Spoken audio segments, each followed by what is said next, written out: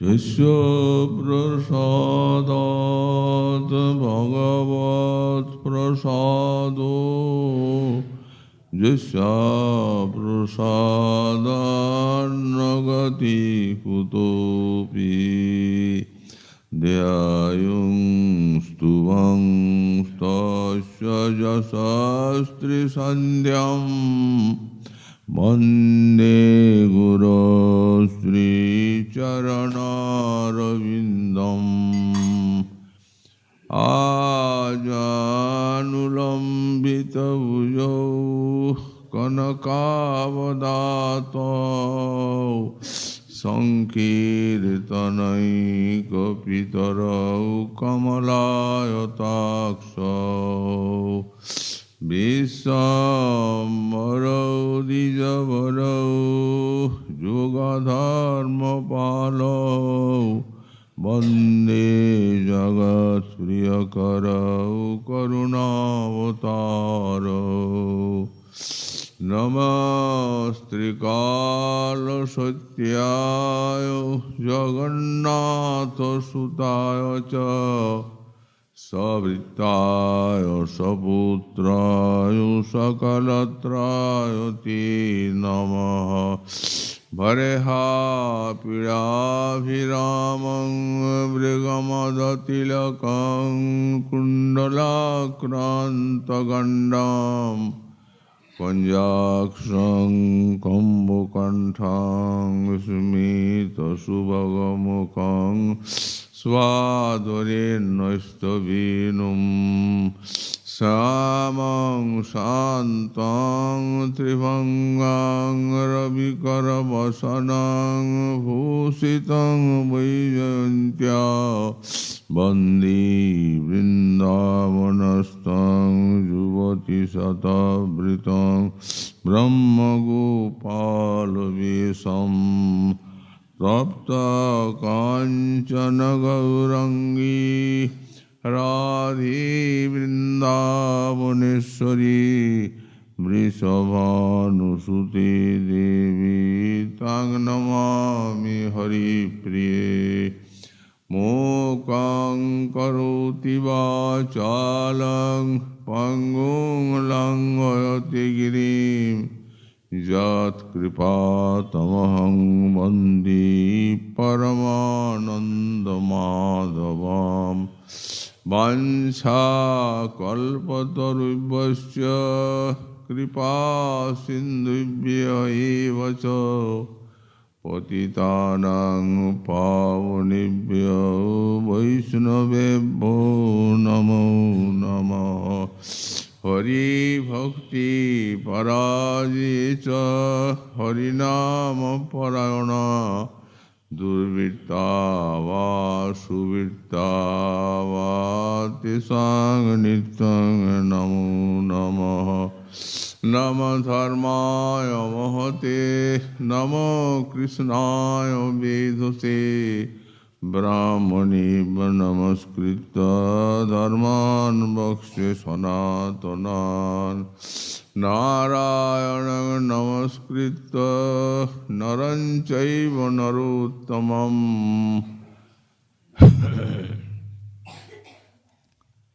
देवीं सरस्वतीं व्यासं ततो जयो मुदीरयेत् जय रूप सनातन भट्ट रघुनाथ श्रीजीव गोपाल भट्ट दास रघुनाथ छय गोसाईर करी चरण वंदन हईति विघ्ननाश अभीष्ट पुरन दुर्गमे पथिमेन्द्रस्खलत्पाद गतिर्मुहु सकृपा जुष्टिदानेन संत संत वलंबनम।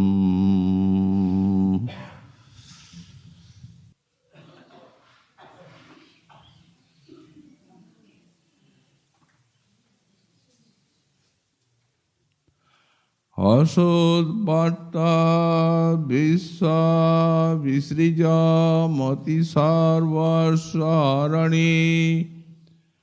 কথা মুক্তি ব্যাঘ্রী ন শৃণু কিল সর্বাত্মগিলনি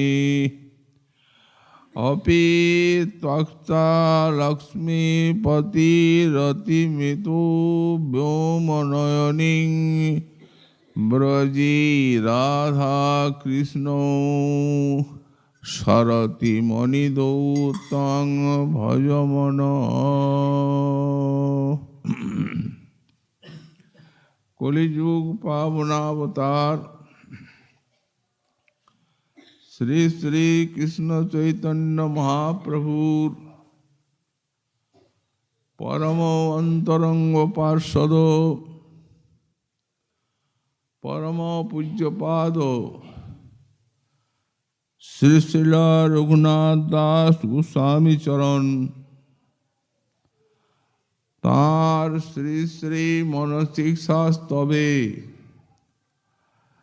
চতুর্থ সংখ্যক শ্লোকে স্বমনের প্রতি প্রার্থনা করতে গিয়ে বললেন অসৎবার্তা বিশ্বা বিসৃজ মতি সর্বস্ব হরণী কথা মুক্তি ব্যাঘ্রী ন শৃণু কিল সর্বাত্মগিলনি। অসৎবার্তারূপ বেশ্যা যে মতির সর্বস্ব অপহরণ করে থাকে, হে মন, তুমি তার সম্পর্ক ত্যাগ করো এবং কথা মুক্তি ব্যাঘ্রী ন শৃণু কিল সর্বাত্মগিলনি, আর মুক্তি ব্যাঘ্রীর মতো এ সর্বাত্মা অর্থাৎ দেহ প্রাণ আত্মা সব গ্রাস করে থাকে। এই মুক্তি ব্যাঘ্রীর কথা তুমি শুনবে না। অপি তক্তা লক্ষ্মীপতির অতিমিত ব্যোমনয়নিম, এমনকি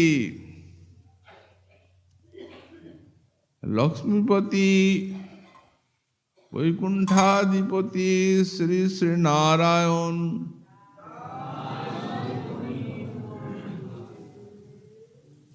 যে নারায়ণের প্রতি রতি ব্যোমনয়নিম অর্থাৎ আকাশে নিয়ে সেই পরব্রহ্মে নিয়ে যায়, তুমি সেই লক্ষ্মীপতির প্রতি রতি সেও ত্যাগ করো।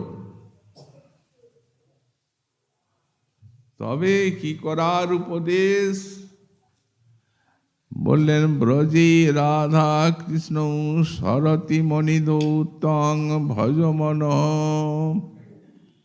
ব্রজে শ্রী শ্রী রাধা কৃষ্ণ পরম মধুর এবং তারা ভজনকারীকে নিজ চরণে রতিরূপ রত্ন প্রদান করে থাকেন, অর্থাৎ মহার্ঘ সর্বশ্রেষ্ঠ প্রেম, সেই মাধুর্য প্রেম মধুর রস জাতীয় তা তারা প্রদান করেন। অতএব তং ভজমন, তুমি এসব ছেড়ে দিয়ে শ্রী শ্রী রাধা কৃষ্ণের ভজন করো। শ্রীপাদ গোস্বামী চরণ সাক্ষাৎ মহাপ্রভুর পার্ষদ এবং রাধারানীর প্রিয়া কিঙ্করী, তার চিত্তমন সব প্রেমের পরমসার, মহাভাবের শ্রেষ্ঠ আধার। কিন্তু আজ এই বিশ্বে অবতীর্ণ হয়ে পরম করুণ শ্রীপাদ বিশ্ব সাধকগণের শিক্ষার জন্য, সতর্কতার জন্য নিজের মনকে লক্ষ্য করে অজাতরতি ওই অনর্থ সংকুল চিত্ত সাধকের মতো তিনি সাধকগণকে কয়েকটি শ্লোকে অমূল্য উপদেশ প্রদান করেছেন। এই সাধক জীবনে যে উপদেশগুলি সাধকের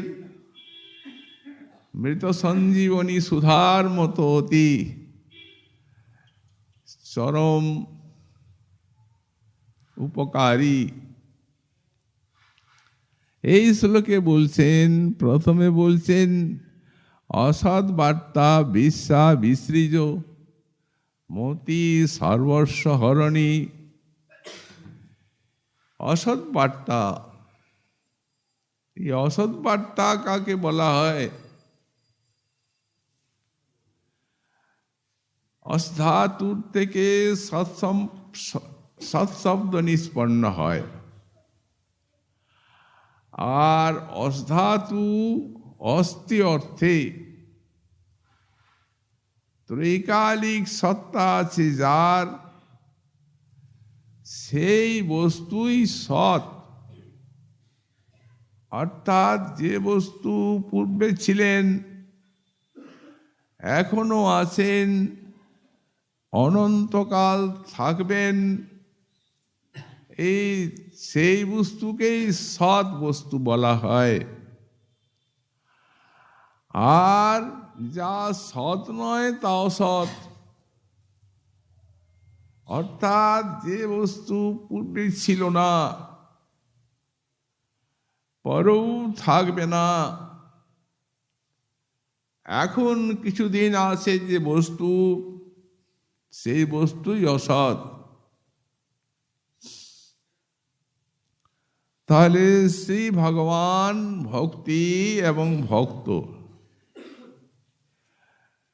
এই সকল বস্তু হচ্ছে সৎ। আর এই জাগতিক মায়ার সৃষ্ট পদার্থ, যত মায়িক পদার্থ, এ সমস্তই অসৎ। পূর্বে ছিল না, এখন কিছুদিন আছে, পরেও থাকবে না।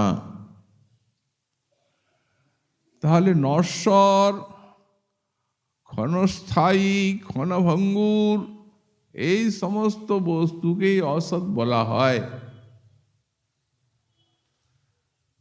তাহলে এখানে অসৎ বার্তা বলতে কি বোঝা যাবে?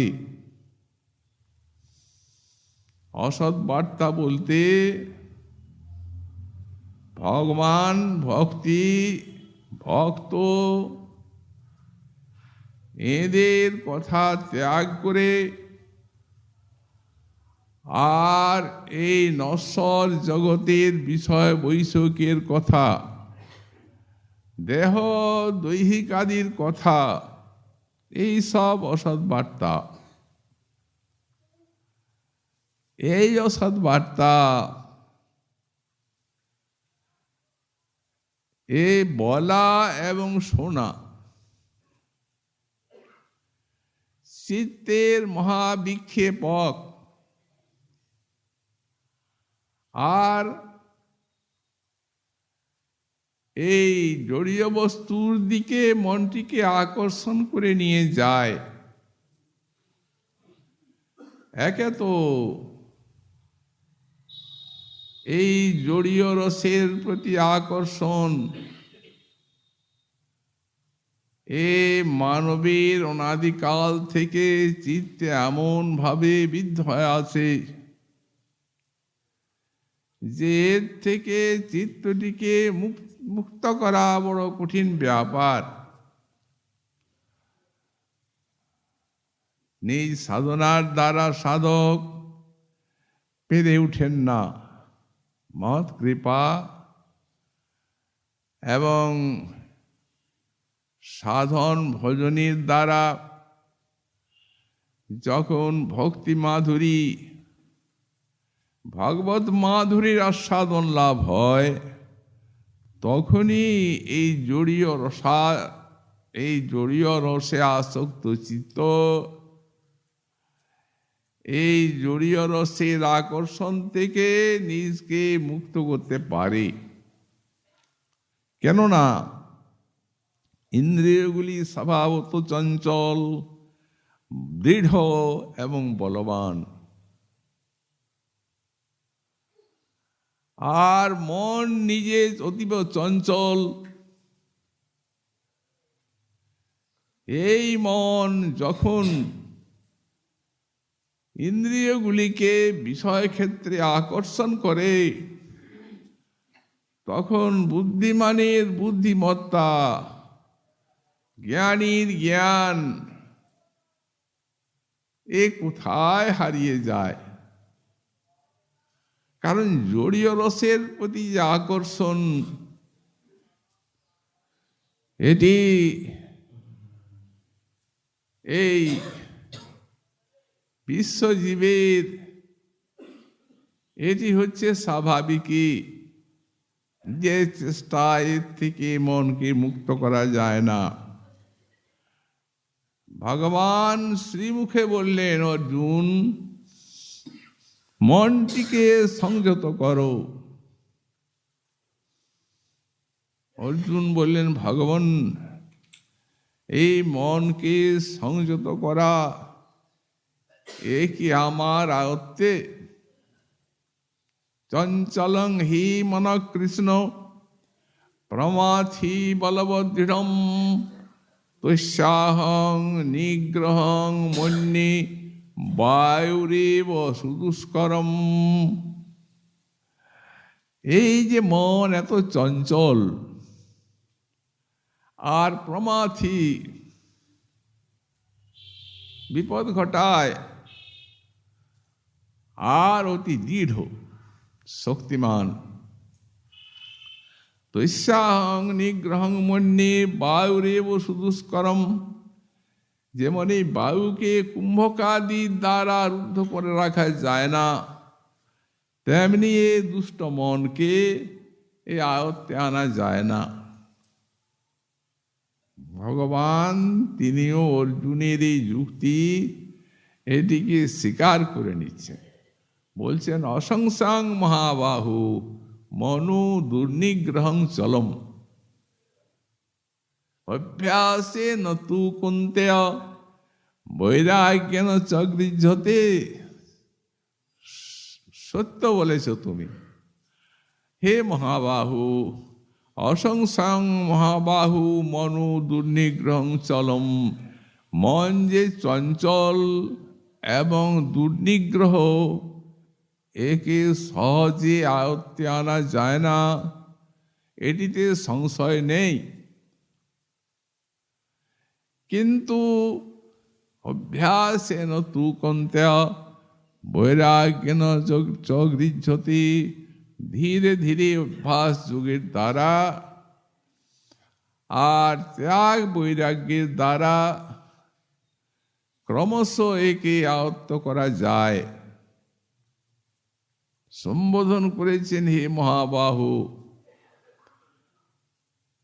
তুমি এত শত শত সহস্র সহস্র সব বলবান সেনাকে নাশ করতে পারো, কিন্তু সেই তুমি আজ মনের কাছে তুমি পরাজিত হচ্ছ, হার মানছ। তো মানুষ মেরে জানো কখনোই মহাবাহু হওয়া যায় না। এই মনকে যেদিন আয়ত্তে আনতে পারবে, এবং ভগবানই নিয়োগ করতে পারবে, সেই দিনই মহাবাহু। তো ইনি বলছেন এই যে বিষয় বার্তা, একেই গ্রাম্য বার্তা বলা হয়। বলছেন এই অসৎ বার্তা, এই শোনা আর বলা দুইটি চিত্তকে বিক্ষিপ্ত করে।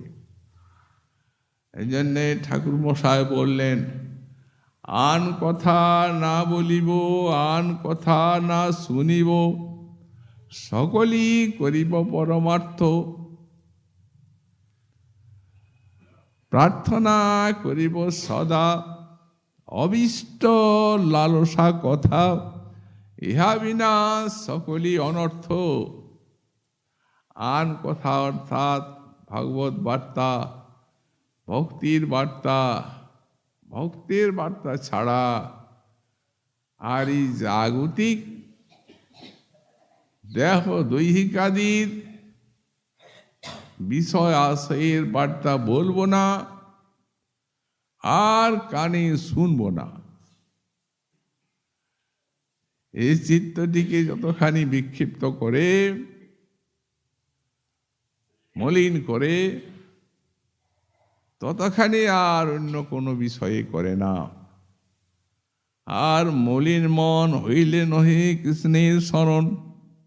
আর মনটা যদি মলিন হয়ে যায়, তাহলে কৃষ্ণের স্মরণ ভজন হয় না।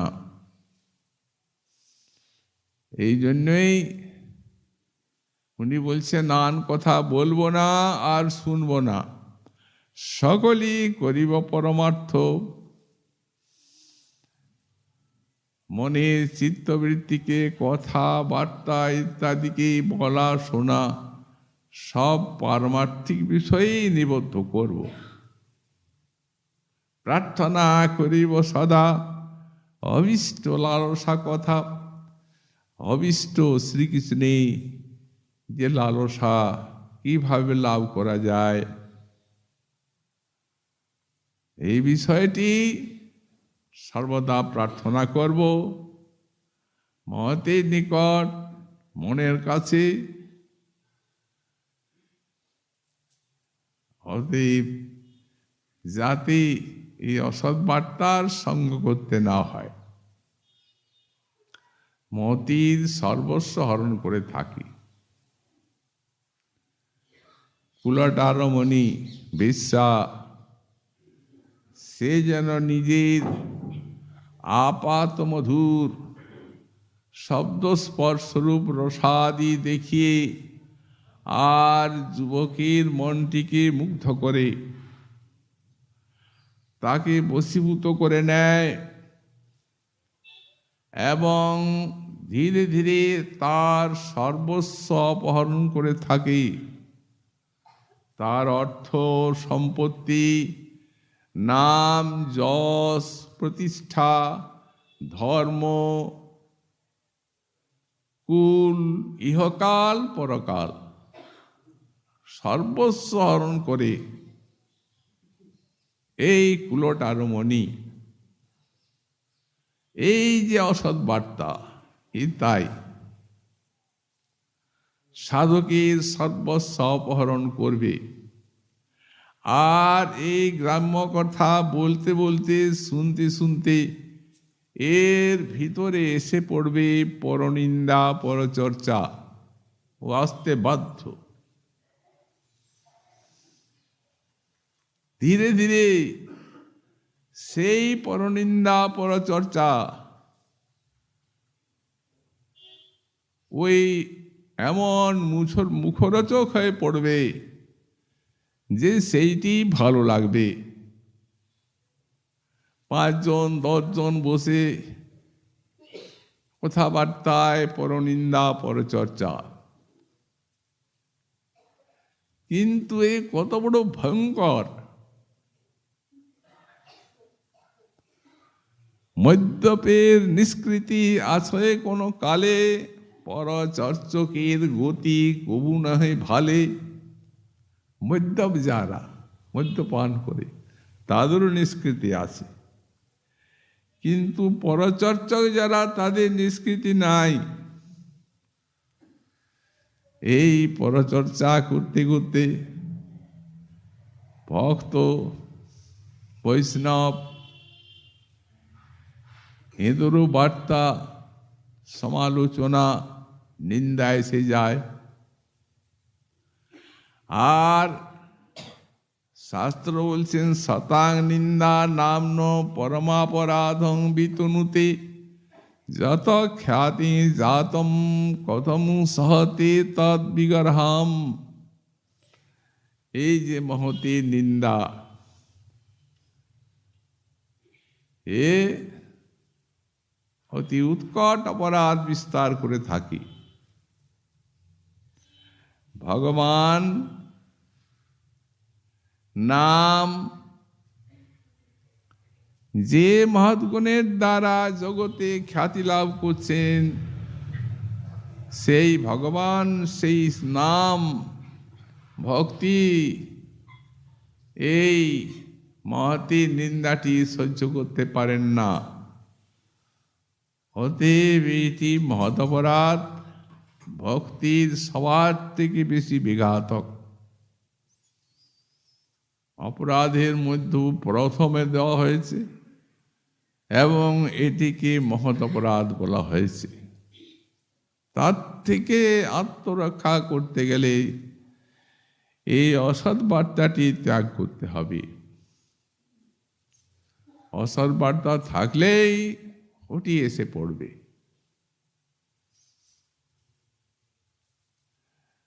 যদি কেউ বলেন, কোনো ভক্ত যদি সত্যিকারই কোনো অন্যায় কার্য করেন, তখন সেটি বললে কি নিন্দা? সেটি তো সত্য, আর না বললে তো তার শোধন হয় না, বলতে তো হবে। যদি সত্যিকারই কোনো অন্যায় কাজ করে থাকেন কোনো ভক্ত, তো এর উত্তরে আমাদের ভাগবতী টিকায় সাঁইপাদ বললেন যে ওটাও নিন্দা হবে। কেন বললেন? নিন্দনং দোষ কীর্তনম। দোষ কীর্তন করলেন তো আপনি, সত্য হোক মিথ্যা হোক, ওই যখনই দোষ কীর্তন করলেন তখনই হৃদয়টা আপনার কলুষিত হলো। এই জন্য নিন্দা বলতে কেবল সত্য মিথ্যা কোনো ব্যাপার নাই, দোষ কীর্তন। এই নিন্দায় নাহি কো কার্য সবে পাপ লাভ। এতে কেনা করে নিন্দা যে সেই মহাভাগ।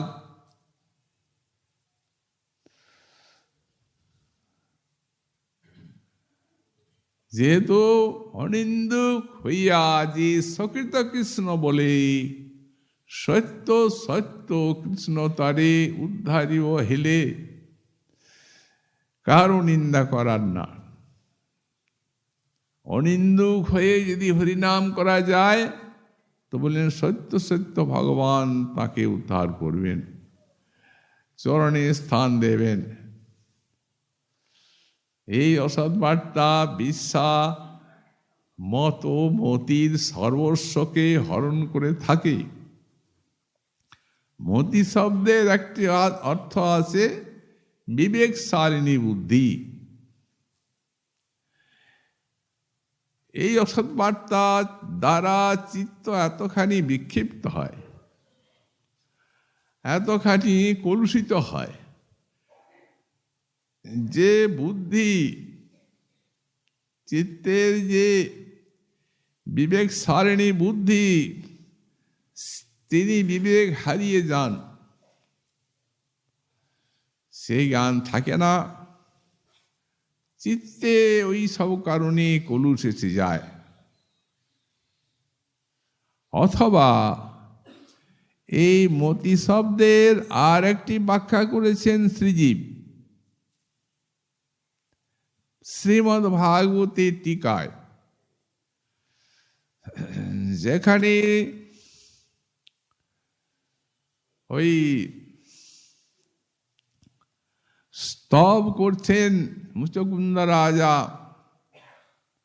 ভবাবর্গ ভ্রমতু যদা ভবে জনস্য তর্হচ্যুত সৎসমাগম সৎসমাগম জারি তদৈব সদ্গত পরাবরে সে তুই জায়তে রতি।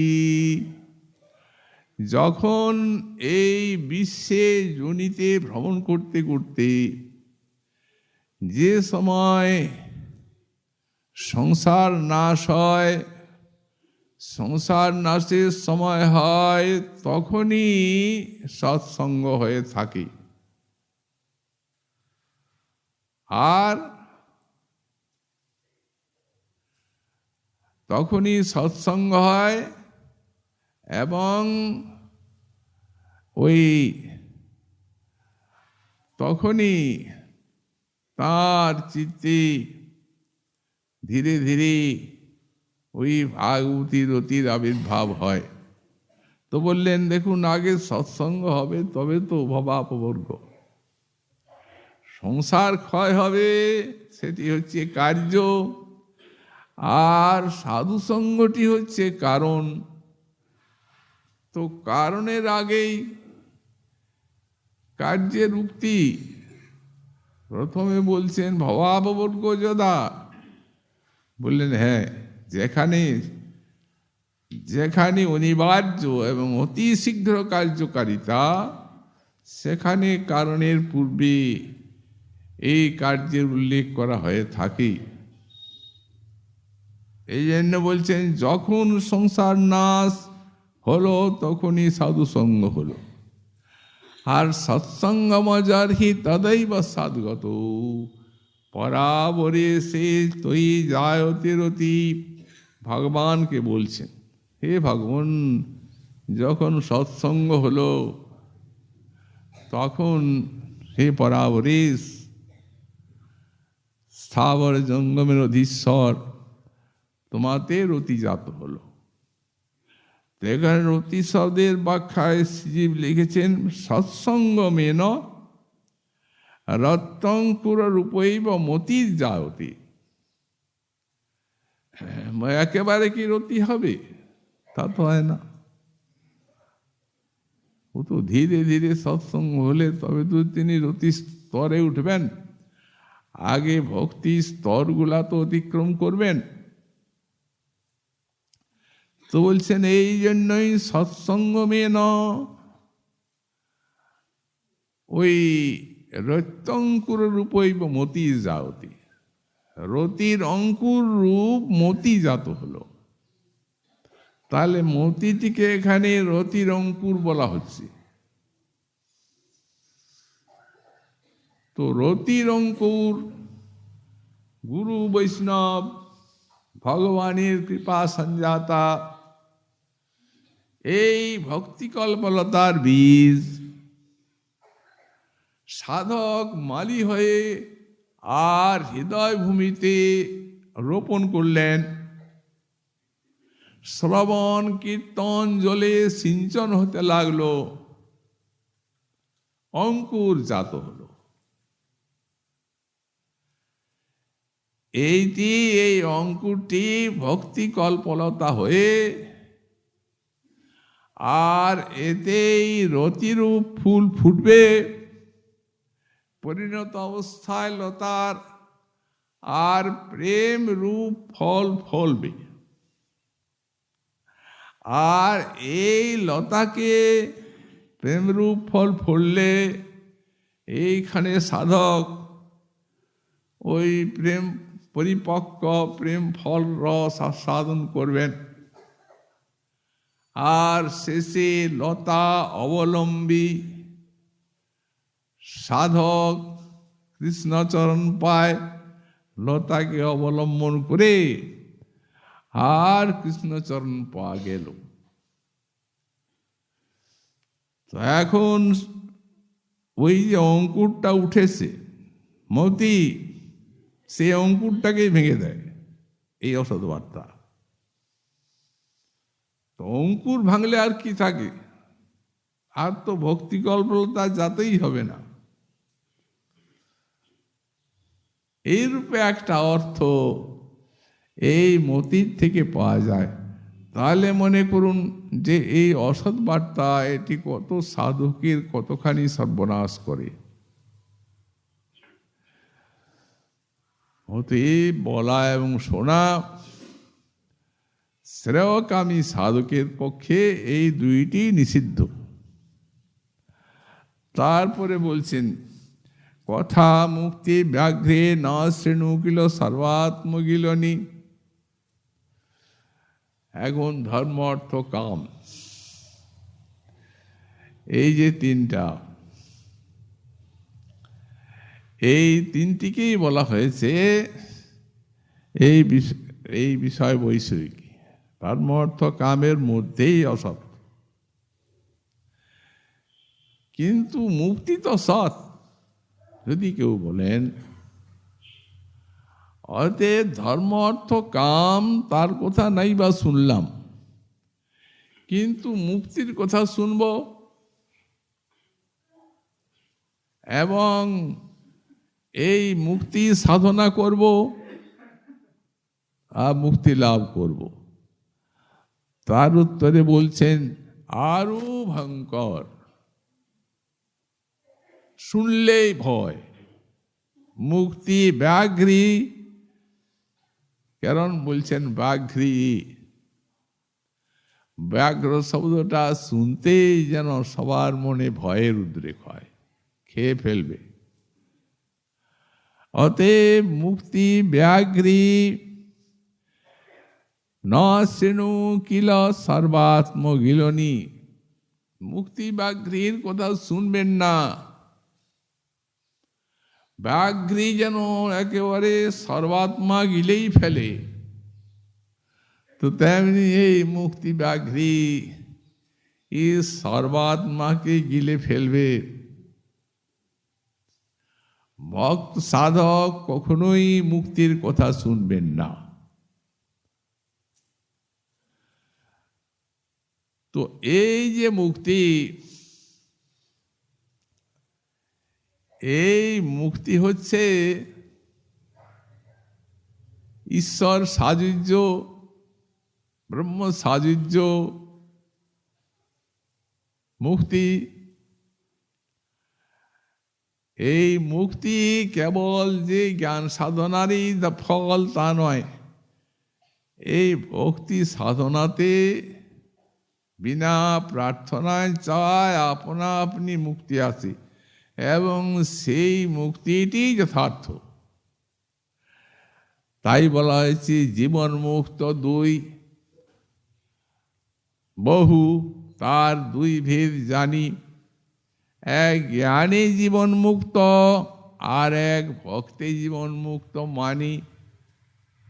জ্ঞানে জীবন মুক্ত অপরাধে মজে, আর ভক্তি জীবন মুক্ত গুণাকৃষ্ণ হইয়া কৃষ্ণ কৃষ্ণ ভজে, গুণাকৃষ্ট হয়ে কৃষ্ণের চরণ ভজন করেন। এই জন্য যারা মুক্তিবাদী না, শ্রীপাদ বিশ্বনাথ চক্রবর্তী তার গীতার টিকায়, গীতার শেষ দিকে এই মুক্তিবাদীদের এই চারটা ভাগ করেছেন। উনি বলেন কতকগুলি মুক্তিবাদী আছেন নিন্দিত, কতকগুলি অতি নিন্দিত, কতকগুলি প্রশংসনীয়, আর কতকগুলি অতি প্রশংসনীয়। কিরূপ? বলছেন যে ব্যক্তি, যে মুক্তি সাধক মনে করে সাধন বিনু সাধ্য বস্তু কেউ নাই পায়, তো কর্মের সাধনা স্বর্গ, গানের সাধনা মুক্তি, ভক্তি সাধনার ফল প্রেম। এই তো সুতরাং জ্ঞান সাধনা করলে মুক্তি পাওয়া যাবে, কিন্তু শাস্ত্র বলছেন ভক্তি বিনা কোনো সাধন দিতে না রে ফল। সব ফল দেয় ভক্তি, স্বতন্ত্র প্রবল। এই ভক্তি ছাড়া কর্মের ফল পাওয়া যায় না, তাই কর্মের সঙ্গে ভক্তি মিশ্রণ নিতে হবে। এই ভক্তি ছাড়া জ্ঞানেরও ফল পাওয়া যায় না, তাই জ্ঞানের সঙ্গে ওই ভক্তি মিশ্রণ করতে হবে। আর ভক্তির সঙ্গে কিছু মিশাবার প্রয়োজন নেই। স্বতন্ত্র প্রবল উনি নিজেই প্রেম ভক্তি দান করে থাকেন। অন্য মিশ্রণ আর অন্য অভিলাষ, এই ভক্তির দুটি উপাধি, অন্য আবরণ আর অন্য অভিলাষ। মুন্নাভিলাষিতা শূন্যম জ্ঞান কর্ম ধনাবৃতম আনুকূল্যেন কৃষ্ণানুশীলনং ভক্তির উত্তমা। এই উত্তমা ভক্তি, ইহা হইতে প্রেম হয়। তো আনুকূল্যের শব্দের অর্থ কি? বললেন কৃষ্ণের রোচমানা প্রবৃত্তি। বললেন যা কৃষ্ণের রুচিকর, এইরূপ প্রবৃত্তিকে বলা হয় আনুকূল্য। তো আনুকূল্য শব্দটা দিলেন কেন? রোচমানা প্রবৃত্তি দিলে আমরা সহজে বুঝতাম। বললেন না, ওই শব্দটা দিলে লক্ষণে অব্যাপ্তি এবং অতিব্যাপ্তি দোষ হয়ে যাবে। সেটি কিরূপ? বললেন দেখুন, কৃষ্ণের রুচিকর, যখন অসুরের সঙ্গে যুদ্ধ করছেন তখন তার যুদ্ধ রসের আস্বাদন হচ্ছে, সেটা রুচিকর। কিন্তু ওখানে তো আনুকূল্য নাই, আর তাই শ্রীকৃষ্ণকে সুখ দেওয়ার প্রবৃত্তি তো মনে নাই, সে তো শত্রু। অতএব যদি রোচমানা প্রবৃত্তি দেওয়া যায় তো সেখানে ভক্তির অতিব্যাপ্তি হয়ে দোষ হয়ে যাবে। আর মা যশোমতী যখন দধি মন্থন করছেন, দুধ ফুটাচ্ছেন, কৃষ্ণ কোলে স্তন দিচ্ছেন, দুধটা উছলে পড়ে যাচ্ছে, তখন মা কৃষ্ণ কিন্তু মাকে ছাড়তে চায় না, টানাটানি করছেন, ছাড়বে না। তখন জোর করে তাকে ফেলে দিয়ে চলে গেলেন দুধটা নামাতে। বলেন এই মায়ের কাজটা কৃষ্ণের রুচিকর হয় নাই কেন? বলেন ওইখানেই সুকমণি বলছেন সঞ্জাত কোপ স্ফুরিতারণাধরম সন্দস্য তধুরি তথিমণ্ঠ ভাজনম। তার ক্রোধ জাত হলো মায়ের এই ব্যাপারে, জিহ্বাকে দংশন করলেন রাগে, উষ্টাধর কাঁপতে লাগলো। তারপরে তিনি কি করলেন? একটা নোড়া নিয়ে ভেঙে দিলেন মায়ের সেই দুধি ভাণ্ডটা, যার জন্য দামবন্ধন লীলা। বললেন যদি রোচমানা প্রবৃত্তি বলা হয় তাহলে এইখানে মায়ে ভক্তির অব্যাপ্তি দোষ হয়ে যাচ্ছে। এই জন্যে আনুকূল্যেন কৃষ্ণানুশীলনম, শ্রীকৃষ্ণের শীল ধাতু অনুশীলন, প্রবৃত্তিমূলক এবং নিবৃত্তিমূলক। প্রবৃত্তিমূলক শীলন হচ্ছে কায়িক, মানসিক, বাচিক। দেহের দ্বারা শ্রীকৃষ্ণের সেবা, বাক্যের দ্বারা শ্রীকৃষ্ণের গুণ লীলা নাম কীর্তন, আর মনের দ্বারা শ্রীকৃষ্ণের প্রীতি সম্পাদন, শ্রীকৃষ্ণ স্মরণ মনন। এইটি হচ্ছে প্রবৃত্তিমূলক শীলন। আর নিবৃত্তিমূলক শীলন হচ্ছে ওই নামাপরাধ, সেবাপরাধ ত্যাগ। এইভাবে শুদ্ধ ভজন করতে হবে।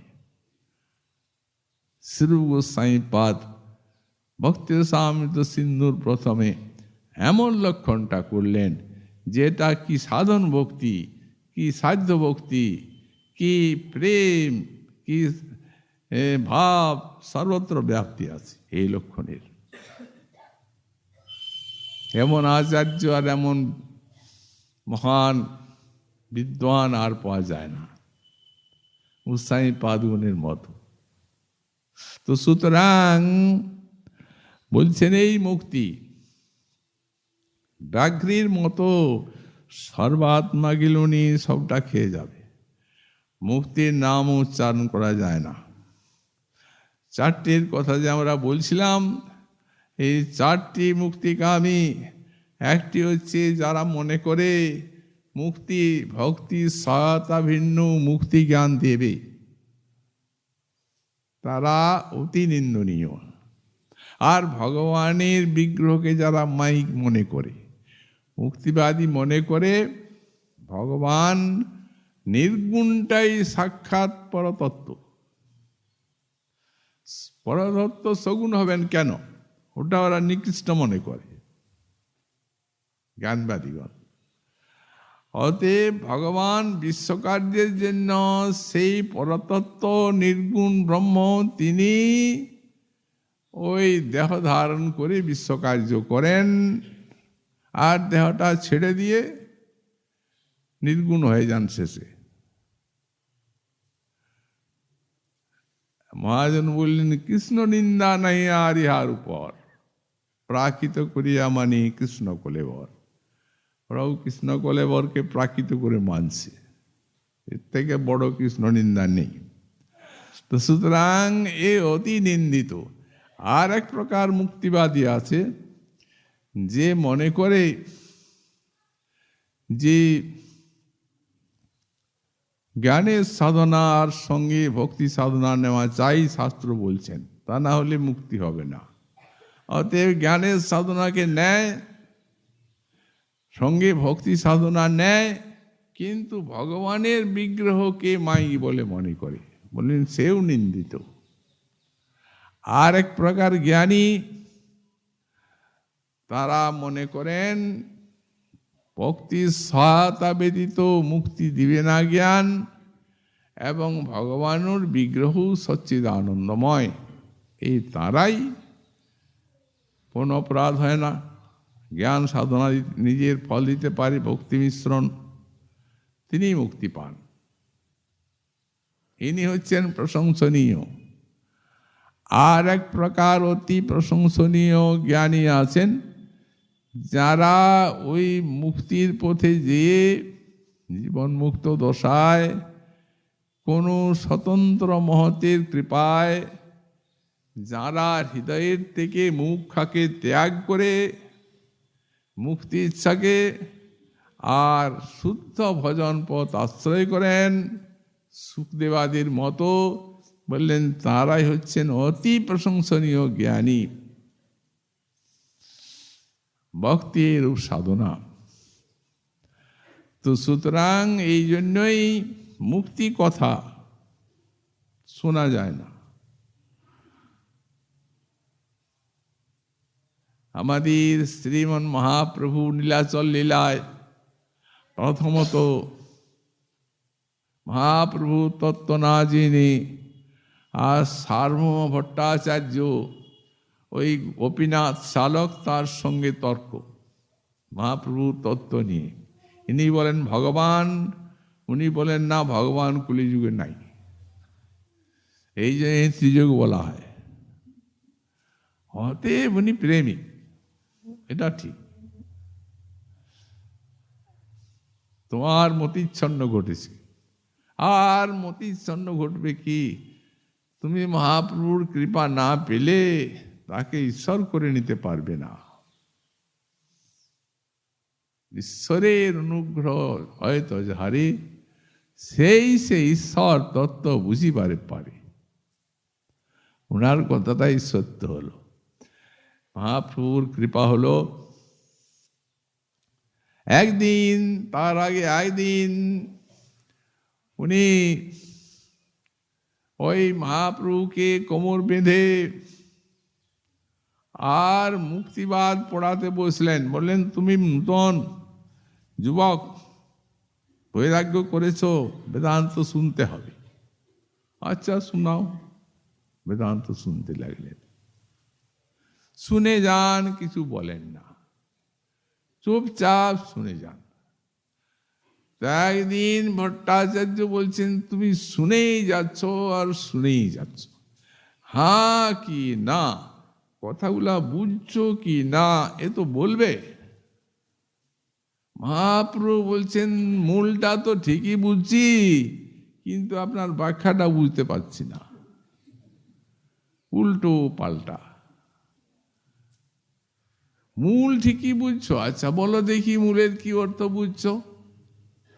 তো বেদময় মূর্তি মহাপ্রভু বেদান্ত সূত্রের মধ্যে যে ভক্তি রসের অতি চমৎকার ব্যাখ্যা আছে, সেই ব্যাখ্যাটি একেবারে খুলে বলে দিলেন। কত তর্ক করলেন, উদ্গ্রাহ করলেন, সব খণ্ডন করলেন প্রভু যুক্তির দ্বারা, শাস্ত্রবাক্যের দ্বারা। ভট্টাচার্য সন্দেহ করবে না। আত্মারামাশ্চ মুনয়ো নির্গন্থা পুরক্রমে কুর্বন্ত ভক্তি মিথ্যম ভূত গুণহরি। যে ব্যাস বেদান্ত রচনা করেছেন, সেই ব্যাস বেদান্তের ভাষ্য করেছেন ভাগবত, অকৃত্রিম ভাষ্য। তাতে লেখা আছে যে আত্মারাম মুনিগণ ভগবানের গুণে আকৃষ্ট হয়ে আর ভগবানের ভজন করে থাকেন, সুখদেবাদি তার প্রমাণ। তখন ভট্টাচার্য বলছেন, এই শ্লোকের ব্যাখ্যা করো দেখি। বলে, আপনি আগে ব্যাখ্যা করুন। তো ভট্টাচার্যর যা বুদ্ধি, যতদূর বুদ্ধির দৌড় ততদূর তিনি শ্লোকটির ব্যাখ্যা করলেন। তারপরে মহাপ্রভু এমনভাবে শ্লোকটিকে ব্যাখ্যা করলেন যে অতীব চমৎকার লাগলো। এরকম ব্যাখ্যা হতে পারে এ মাথায় আসে না তার, অবাক হয়ে দেখছেন। শ্লোক ব্যাখ্যা করে প্রভু করিয়া হুঙ্কার, আত্মভাবানন্দে হইল ষড়ভুজ অবতার। সেদিন দর্শন হলো, কৃপা করে দর্শন দিলেন, সমস্ত দ্বন্দ্ব গেল, একবারে পূর্ণ ওই প্রেমিক বৈষ্ণব হয়ে গেলেন। তাই দিনে সে মহাপ্রভুর বন্দনা করছেন, একটি শ্লোক পাঠ করছেন ভাগবতীর। তত্তে নকম্পাং সুসমীক্ষমানু ভুঞ্জান এবাত্মকৃতং বিপাকম হৃদবাগ বপুভীর বিদধন্যমস্তি।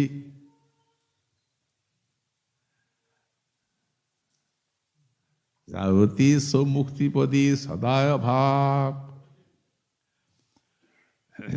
যেহেতু তুমি অনন্ত অসীম তোমার গুণ, ভক্ত কতটা বলবে আর শুনবে। যেহেতু তোমার ওই কৃপাগুণটিকে অবলম্বন করে উত্তম রূপে চেয়ে কবে করুণা হবে তোমার।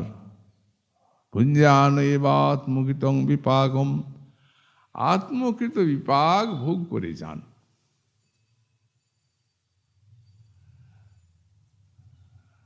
তারপরে এই প্রকারে তিনি আত্মকৃত বিপাক ভোগ করতে করতে চেয়ে থাকেন তোমার করুণার দিকে, কায় মনোবাক্যে তোমাকে প্রণাম করে যান। তিনি মুক্তিপদে দায়ভাগ হয়ে থাকেন, এই শ্লোকটা। কিন্তু ভট্টাচার্য যখন তপ করছেন তখন বলছেন ভক্তিপদে সদায়ভাগ। মহাপুরুষে কি ওখানে মুক্তিপদে এই শব্দ আছে, আর তুমি ভক্তিপদে বলছো, তোমার কি আশয়? মুক্তি পদে যার সেই মুক্তিপদ হয়। দশম পদার্থ মুক্তি, নবম পদার্থ মুক্তির কিবা সমাশ্রয়। এখন ভাগবত তো এই 10টা লক্ষণে লক্ষিত। অর্থসর্গ বিসর্গস্থ স্থান পোষণমূতয় মন্বন্তর ঈশানুকথা নিরোধ মুক্তি, এই নবম পদার্থ।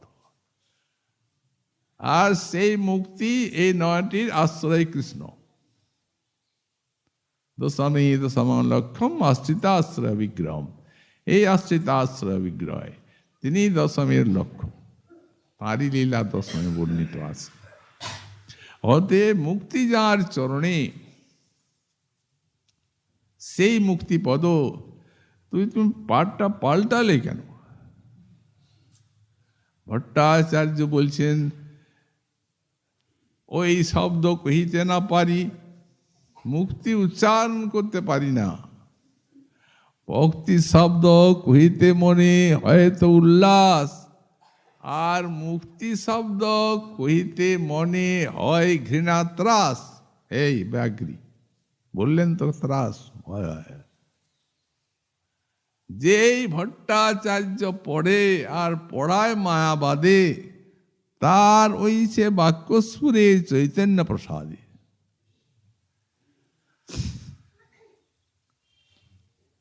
এই চৈতন্য প্রসাদ।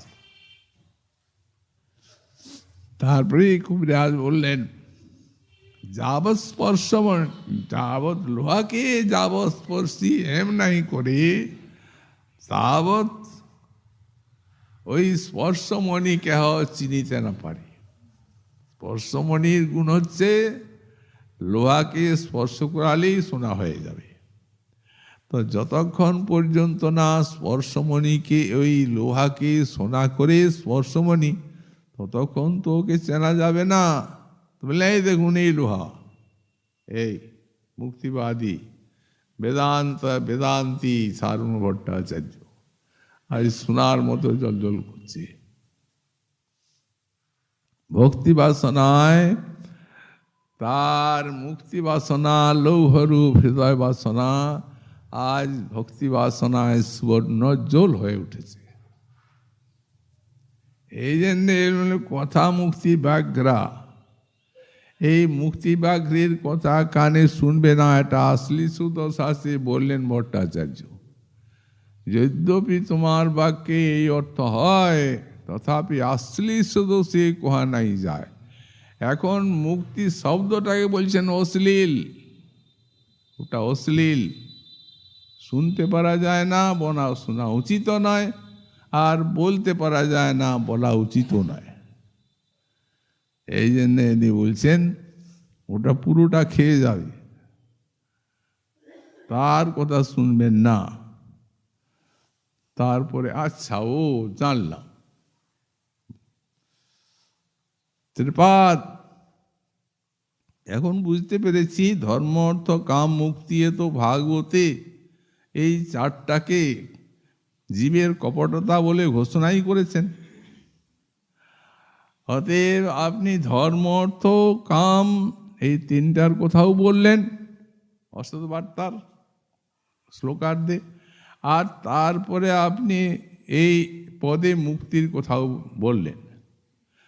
বুঝতে পারছি আপনি এখন যে আপনি নারায়ণ ভক্ত, এইটাই তো চান,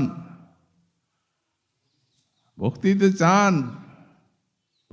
বুঝতে পারছি এখন যে আপনি বৈকুণ্ঠাধিপতি শ্রী নারায়ণের ভক্ত। তার উত্তর দিচ্ছেন শ্লোকের অর্ধাংশ। কি ভক্ত উনি সেটি জানাচ্ছেন। শ্রীমন মহাপ্রভুর কৃপা হলে আগামীকাল আবার আমরা সাধন করব। আজকে আমাদের ভাগবতী কথার এখানেই বিশ্রাম হলো।